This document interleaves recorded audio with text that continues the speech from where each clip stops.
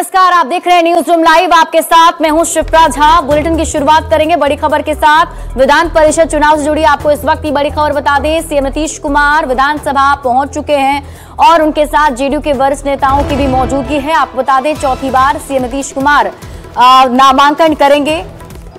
थोड़ी ही देर में CM Nitish Kumar MLC के लिए नामांकन करेंगे। जेडीयू उम्मीदवार खालिद अनवर भी विधानसभा पहुंच चुके हैं। जेडीयू कोटे से ये भी नामांकन करेंगे। आज थोड़ी ही देर में बस अब नामांकन की प्रक्रिया शुरू हो जाएगी। और ये तस्वीर हम आपको दिखा रहे हैं बिहार विधानसभा की, जहां सीएम नीतीश कुमार पहुंच चुके हैं।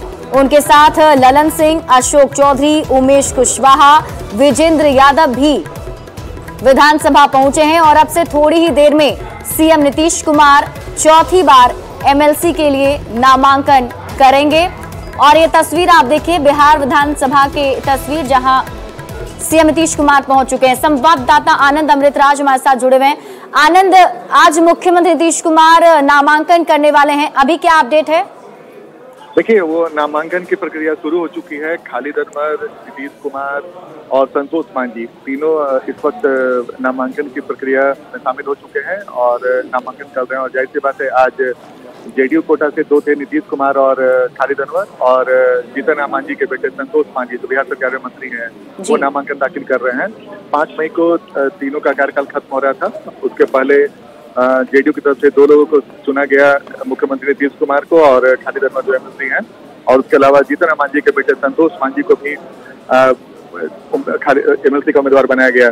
तो जाहिर तौर पे आज एनडीए की तरफ से 2 घटक दल जेडीयू और जीतन राम मांझी के पार्टी हम की तरफ से नामांकन दाखिल किया जा रहा है। लेकिन इस वक्त मैं आपको बता दूं कि मुख्यमंत्री के अलावा ललन सिंह और सम्राट चौधरी जो प्रदेश अध्यक्ष और डिप्टी सीएम भी है, डिप्टी सीएम विजय सिन्हा भी मौजूद हैं। और जेडीयू के जो भी बड़े नेता हैं और एनडीए के बड़े नेता हैं, बीजेपी के तमाम नेता इस वक्त शामिल है। और आज बेहद महत्वपूर्ण दिन है क्योंकि मुख्यमंत्री के तौर से भी नीतीश कुमार जब यहाँ पर पहुंचे, उनके नामांकन को लेकर विधानसभा के बाहर भी बड़ी संख्या में जो उनके समर्थक पहुंचे हुए हैं। और हर कोई चाहता है कि आज नामांकन के वक्त यहाँ पे मौजूदगी उनकी रहे। तो इस वक्त तस्वीर हम आपको जो दिखा रहे हैं, हमारे दर्शक देख रहे हैं, जो नामांकन की प्रक्रिया होती है वो निर्वाची पदाधिकारी है जो बिहार विधानसभा के, उनके कक्ष में नामांकन की प्रक्रिया शुरू हो चुकी है। और अब से कुछ देर के बाद नामांकन की प्रक्रिया जब पूरी हो जाएगी, उसके बाद तमाम नेता बाहर आएंगे और फिर क्या उनकी प्रतिक्रिया आती है वो देखना दिलचस्प होगा। लेकिन मैं आपको बता दूं, संख्या बल है, संख्या बल के लिहाज से जेडीयू के दोनों उम्मीदवारों का जितना तय है, संतोष मांझी का भी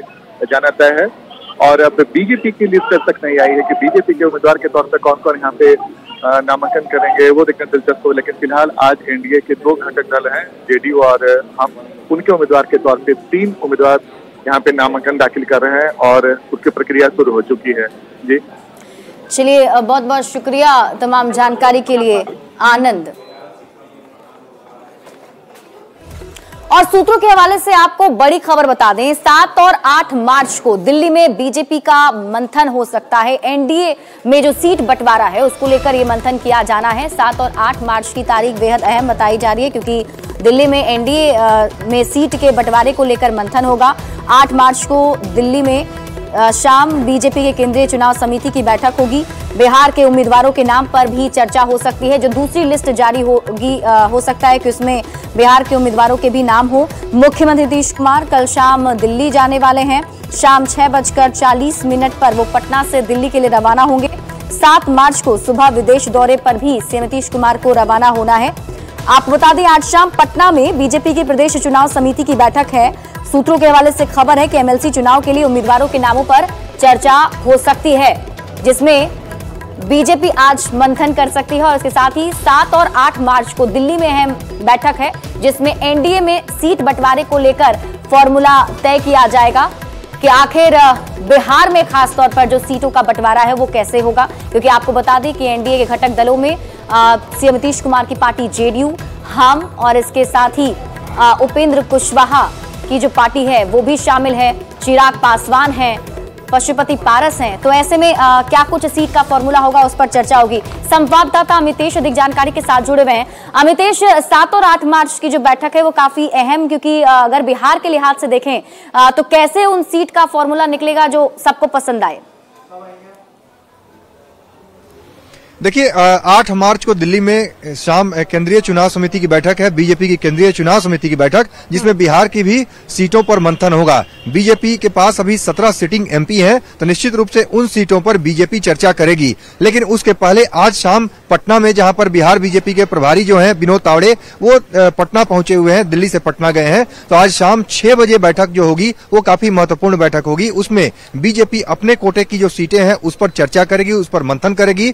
और जो हमारे सूत्र बता रहे हैं उसके मुताबिक लोकसभा, अलग अलग जो लोकसभा क्षेत्र हैं उसके लिए ऑब्जर्वर नियुक्त किया गया है, उनसे फीडबैक लिया जाएगा। इसके अलावा जो सूत्र बता रहे हैं उसके मुताबिक बीजेपी, कुछ सीटें ऐसी हैं जो बीजेपी का कहना है, कुछ सीटें ऐसी हैं जिस पर कुछ एक्सचेंज भी हो सकता है, यानी जेडीयू बीजेपी के बीच में और बाकी जो 3-4 दल हैं, तो कुछ सीटें ऐसी हैं जिसे एक्सचेंज भी करना पड़ेगा। लेकिन सीटों की संख्या मोर और लेस वही रहेगी जो कि पिछली बार 2019 में बीजेपी और जेडीयू की रही थी लगभग। तो जेडीयू बहुत पीछे नहीं हट रही है, जो हमारे सूत्र बता रहे हैं उसके मुताबिक जेडीयू की सीटों की संख्या बहुत कम होने नहीं जा रही है, पहली बात।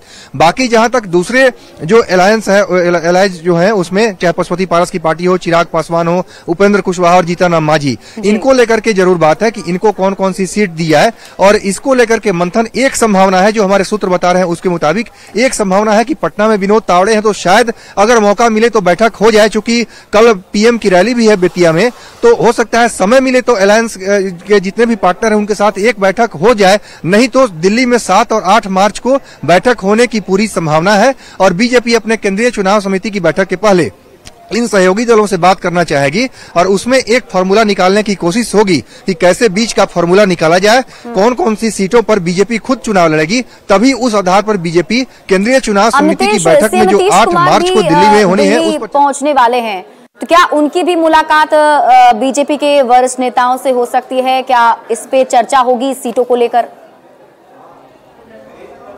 देखिए फिलहाल इसकी संभावना कम नजर आ रही है, क्योंकि मुख्यमंत्री नीतीश कुमार कल शाम 6:40 में दिल्ली के लिए रवाना होंगे और रात यहां पर 8:30 के आसपास दिल्ली आएंगे और अगले दिन परसों सुबह ही उनको विदेश दौरे पर जाना है। तो ऐसे में कल ही शाम और कल देर रात का एक समय बचता है जिसमें उनकी बीजेपी के नेताओं से बैठक हो, जिसकी संभावना अभी कम नजर आ रही है। अभी तक ऐसा कोई शेड्यूल नहीं है, उनको विदेश दौरे पर जाना है, इसलिए नीतीश कुमार आ रहे हैं। और जहां तक हमारे सूत्र बता रहे हैं उसके मुताबिक बीजेपी और जेडीयू में अगर देखा जाए तो पर्दे के पीछे बातचीत चल रही है और बातचीत सही स्थिति में अगर कहा जाए तो कुछ सीटें जरूर हैं, 2-3 सीटें ऐसी हो सकती हैं जिसमें एक्सचेंज वाली जो बात है उसको लेकर के कुछ चीजें अभी फंसी हुई हैं, जिसको सुलझा लिया जाएगा। और सबसे बड़ी बात है, चाहे उपेंद्र कुशवाहा के आने के बाद काराकाट की सीट है, वो चाहते हैं काराकाट से चुनाव लड़ना, और जीतन राम मांझी के लिए अगर देखा जाए उनकी पार्टी के लिए गया की सीट है, तो वो भी दोनों सीटें अगर देखा जाए तो जेडीयू के ही खाते में है। तो कुछ ऐसी चीजें हैं जिसको सुलझाना बाकी है। तो जेडीयू अगर ये सीट छोड़ती है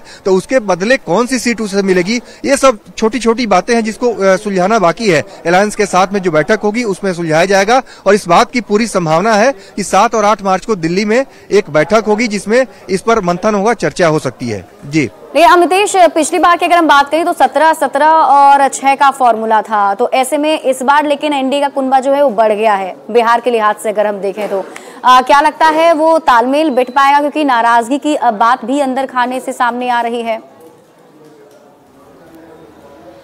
देखिए बीजेपी का कुनबा बढ़ा है निश्चित रूप से। जब नीतीश कुमार चले गए थे आरजेडी के साथ में, तो उसके बाद बीजेपी ने अपना कुनबा बढ़ाने के लिए और भरपाई करने की कोशिश की। इसके लिए जीतन राम मांझी आए, उपेंद्र कुशवाहा आए, चिराग पासवान चाचा भतीजा दोनों 2 पार्टी बना करके इस बार अभी भी बीजेपी के साथ ही हैं। तो उस सिचुएशन में बीजेपी इनको मानती है कि ये सभी हमारे ट्रस्टेड एलाइज हैं जो कि बुरे वक्त में भी हमारे साथ रहे। और बीजेपी की जो बात हुई इन अलग अलग पार्टी के नेताओं से, उनको ये जरूर कहा गया है कि नीतीश जी के आने के बाद आपको कोई दिक्कत नहीं होगी, आपके सम्मान का पूरा ख्याल रखा जाएगा। तो निश्चित रूप से इनको आश्वस्त करने की कोशिश की गई है। लेकिन जब सीटों की बात आती है तो जेडीयू को पूरा देखा जाए तो बीजेपी पूरा एक सम्मान भी दे रही है और पूरे सम्मान के साथ नीतीश कुमार को लाया भी गया है। तो निश्चित रूप से जो सीटों की संख्या है, 17 पर जेडीयू लड़े थी और 16 जीती थी, उसके 16 सिटिंग है। तो सीटों की संख्या में बहुत ज्यादा परिवर्तन की गुंजाइश नहीं नजर आ रही है। हाँ, सीटों के एक्सचेंज की बात जरूर हो सकती है कि कुछ सीट अगर जेडीयू छोड़नी है या उसे छोड़ना पड़ता है तो उसके बदले कोई और 2-3 सीट ले सकती है। लेकिन सीटों की संख्या में बहुत अंतर जेडीयू की सीटों की संख्या में देखने को नहीं मिलेगा। और यही सबसे बड़ा कारण है कि अगर जेडीयू बीजेपी अगर ज्यादा सीटों पर लड़ेगी तो बाकी जो पार्टनर है उनको कैसे एडजस्ट बीजेपी करती है, चिराग पासवान को कैसे संतुष्ट करेगी, पशुपति पारस है, उपेंद्र कुशवाहा है, इन लोगों को कैसे साथ लाएगी, जीतन राम मांझी को कैसे साथ लाएगी, ये देखने वाली बात होगी। लेकिन इस बात की पूरी संभावना अभी शेड्यूल अगर देखा जाए तो तय नहीं है, लेकिन जो सूत्र बता रहे हैं उसके मुताबिक 8 मार्च को जो केंद्रीय चुनाव समिति की बीजेपी की बैठक है, उसके पहले अपने साथियों के साथ, सहयोगियों के साथ बीजेपी एक बैठक कर सकती है। जी चलिए, आप इस पूरी खबर पर नजर बनाए रखिए अमितेश, बहुत बहुत शुक्रिया तमाम जानकारी के लिए।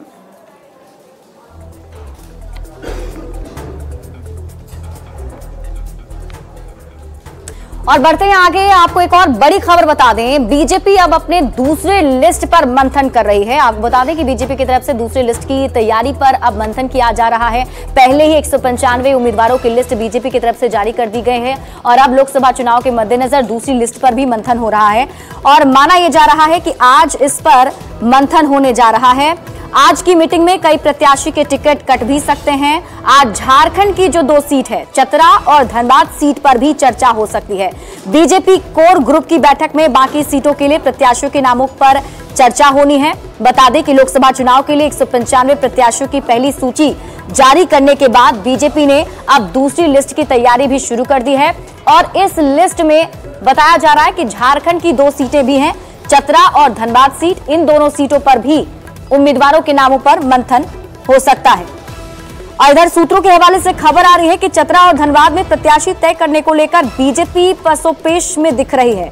दरअसल चतरा सीट पर बीजेपी प्रदेश कमेटी ने पांकी विधायक शशि भूषण मेहता का नाम सबसे ऊपर भेजा था, लेकिन प्रधानमंत्री के नेतृत्व में केंद्रीय टीम ने पाया कि शशि भूषण मेहता का नाम बीजेपी कार्यकर्ताओं की राय शुमारी में था ही नहीं।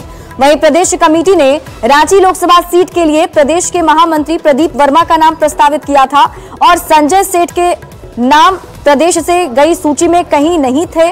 मिल रही जानकारी के मुताबिक यहां भी केंद्रीय नेताओं ने हस्तक्षेप किया और संजय सेठ का नाम रांची से लोकसभा चुनाव के टिकट के लिए फाइनल कर दिया। तो ऐसे में बदलाव भी देखे जा सकते हैं। अब देखना होगा इन 2 सीट पर कौन से उम्मीदवार का ऐलान होता है।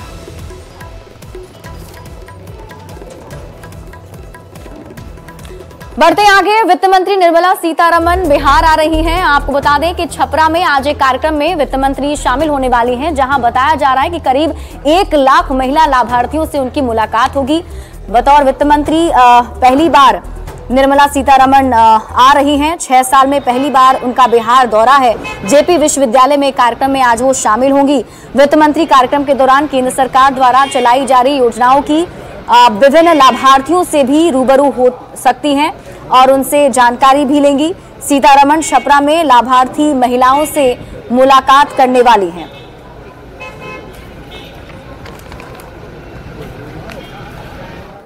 और फिलहाल इस बुलेटिन में अभी के लिए बस इतना ही। आप देखते रहिए न्यूज़ 18 बिहार झारखंड।